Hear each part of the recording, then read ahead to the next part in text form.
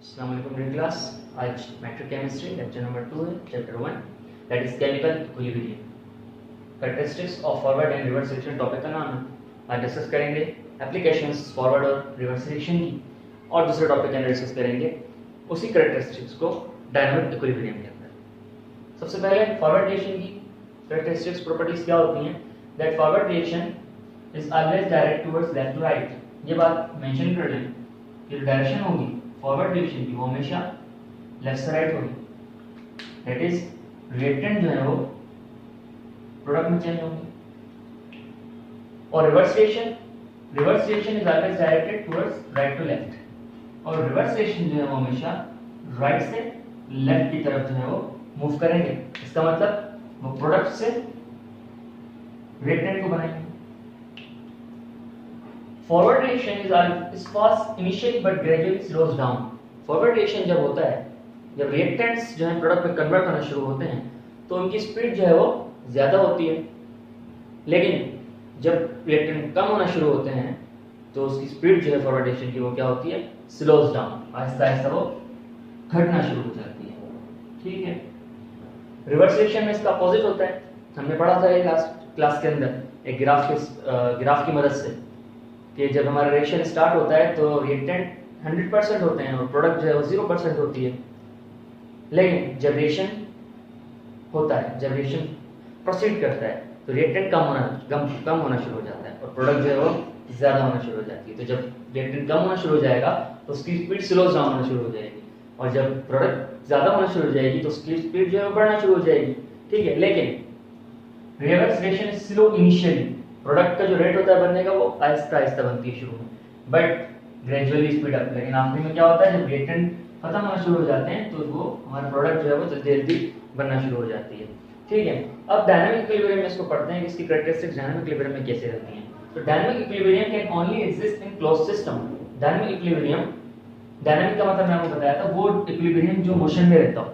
Reactant product को बना रहे हैं, प्रोडक्ट रिएक्टेंट को बार बार बना रही है, क्योंकि हम पढ़ रहे हैं रिवर्स रिएक्शन, हम पढ़ रहे हैं रिवर्सिबल रिएक्शन। इसमें दो स्टेट्स होती हैं, एक इक्विलिब्रियम स्टेट और दूसरी डायनामिक इक्विलिब्रियम। तो equilibrium, dynamic equilibrium can only exist in closed system. Dynamic equilibrium सिर्फ ऐसे सिस्टम में हो सकता है जो क्लोज्ड हो। क्लोज का मतलब ना कोई चीज अंदर आ सके, ना किसी चीज को बाहर निकाला जा सके। मतलब एक बार बीकर के अंदर सॉलिड और सॉल्वेंट चले गए, रिएक्टेंट चला गया और उसने प्रोडक्ट को बना दिया, तो ना आप दूसरी चीज के अंदर ऐड कर सकते हैं, ना उसके अंदर किसी चीज को निकाल सकते हैं। अब उस रिएक्शन को होने देंगे आप, बल्कि वो खुद रिएक्शन होता रहेगा जब तक उसको इक्विलिब्रियम स्टेट अचीव नहीं कर लेता, जब तक कंसंट्रेशन जो है बराबर नहीं हो जाती है।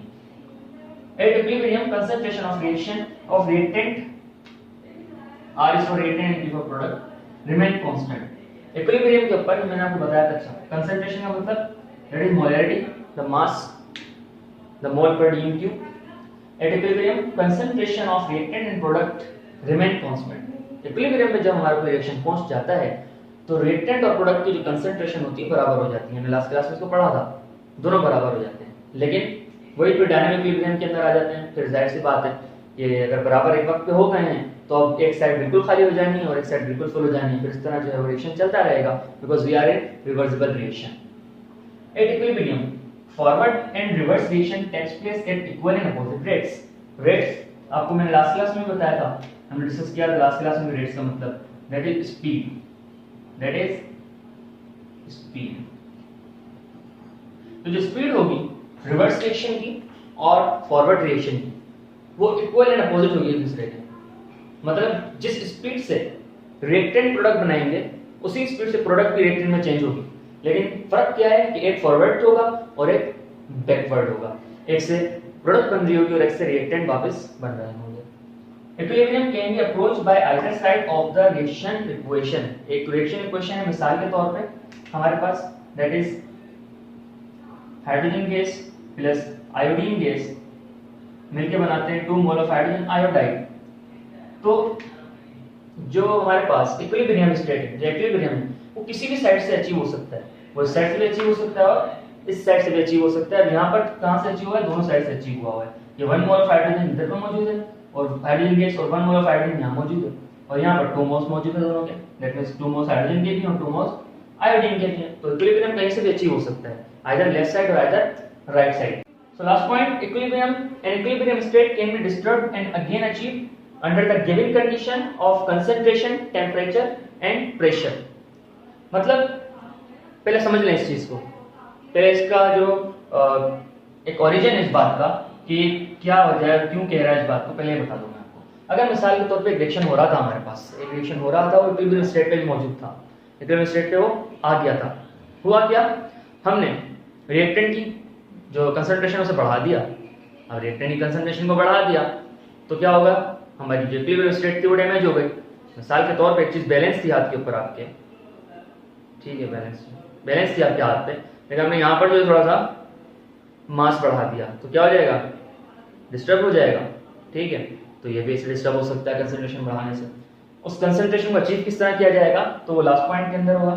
An equilibrium state can be disturbed and again achieved under the given condition of concentration, temperature and pressure. अगर इक्विलिब्रियम स्टेट को बिगाड़ दिया जाए, डिस्टर्ब कर दिया जाए, छेड़ दिया जाए, तो उसे आप वापस जो है वो अचीव करवा सकते हैं 3 तरीकों से। वो 3 तरीके हैं, कंसंट्रेशन का, दूसरा टेम्परेचर का और तीसरा प्रेशर का। प्रेशर, टेम्परेचर एंड कंसंट्रेशन जो है आपने उस पर डिपेंड कर देना, आप उसे सेट कर देना है, तो आपका जो इक्विलिब्रियम है वो अचीव हो जाएगा। अब ये किस तरह करते हैं, ये किस तरह होगा, तो ये आपके टॉपिक नहीं है मैट्रिक क्लास के अंदर, ये फर्स्ट ईयर के अंदर आप पढ़ेंगे। लीट-चैटलियर्स प्रिंसिपल इसके ऊपर पूरा बेस है, उसमें आप सारा चीज पढ़ेंगे, कंसंट्रेशन किस तरह बढ़ाई जाए, टेम्परेचर किस तरह बढ़ाया जाए और प्रेशर को किस तरह जो है रखा जाए कि हमारा जो इक्विलिब्रियम स्टेट थी वो डिस्टर्ब हुई है, उसे अचीव करना है, तो इन 3 चीजों को किससे अप्लाई किया जाएगा। और एक वक्त में 3 चीजें अप्लाई नहीं, बल्कि एक एक करके हम चीज को अप्लाई कर देते हैं, ठीक है। तो आज के लिए हमारे पास नहीं था, इंशाल्लाह नेक्स्ट टॉपिक के नेक्स्ट लेक्चर के अंदर अगले टॉपिक के साथ मिलेंगे। तब तक अपना ख्याल रखिएगा, अल्लाह हाफिज।